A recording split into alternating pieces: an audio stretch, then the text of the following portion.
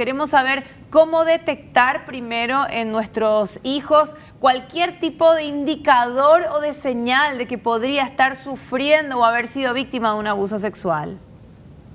Realmente los indicadores son bastante subjetivos, claramente, al igual que cualquier situación a nivel particular, pero hay algunos indicadores esenciales o principales que pueden llamarnos la atención como alerta, básicamente. A nivel físico, por ejemplo, pueden haber lesiones, claramente, en partes del cuerpo que no sean comunes, como por ejemplo el área de los genitales. También como que una somatización a nivel físico, siempre hablando de dolencias o de situaciones con respecto al sueño o a la alimentación que son alterados o que se alteraron básicamente, ¿verdad? Que son situaciones fuera de lo que habitualmente un niño o una niña suele presentar en la cotidianeidad. Y a nivel más bien actitudinal o psicológico, por ejemplo, está el retraimiento, cierto tipo de miedo hacia algún tipo de persona o lugar específico. También es como que hay una verbalización en cuanto a todo lo que hace referencia a la sexualidad que no es acorde a la edad del niño o de la niña.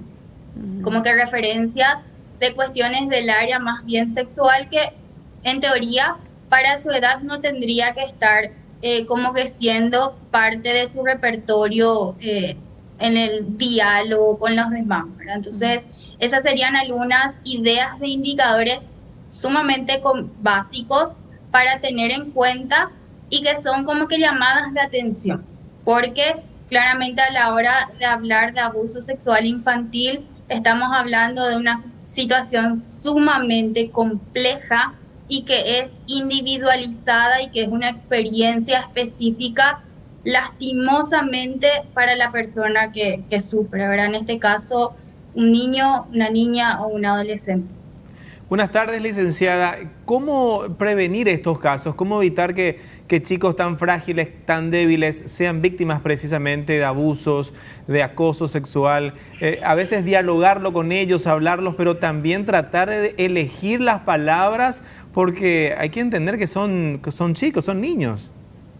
Así mismo, buenas tardes. Realmente el diálogo y la educación sexual son dos de los factores principalmente preventivos.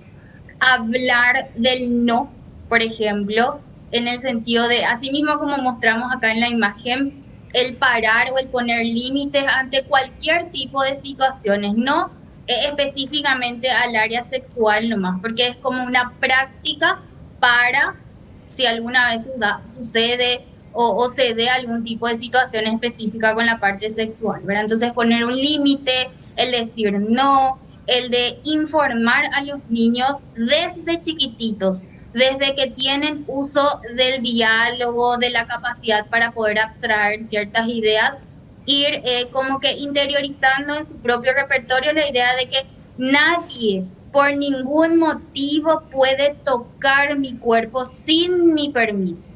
Inclusive como padres y madres, cuando hay algún tipo de afección en algún área más bien íntima del niño o la niña, hay que solicitar permiso o informar, mira, te voy a tocar, no sé, la parte de tu pancita, la parte de algún genital específico, porque tenés tal dolencia o porque el doctor, doctora nos dijo que tenemos que limpiarte de tal manera, ¿verdad? Entonces, siempre hacer como esa práctica cotidiana del respeto hacia el cuerpo primero y de enseñar a los niños a poner el límite, porque siempre hay que saber que no es no, no es no, independientemente a la situación en particular y principalmente ante este tipo de situaciones.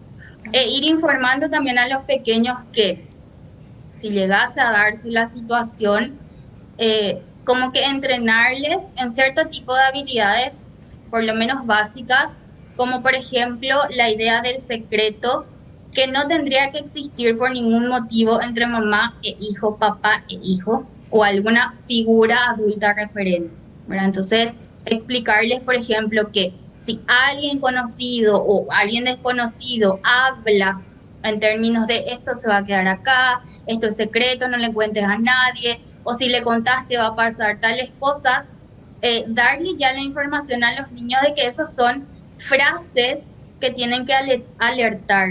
Es como que el famoso no hables con desconocidos que nos decían antes a nosotros, o no le saludes a alguien que no le conoces.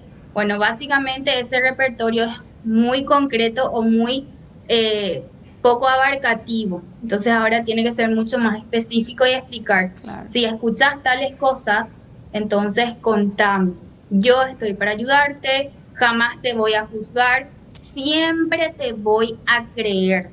Porque eso también hay que enfatizar como adultos, referentes de niños o niñas. Lo que vos me digas siempre va a ser verdad para mí hasta que se demuestre lo contrario, si es que es así.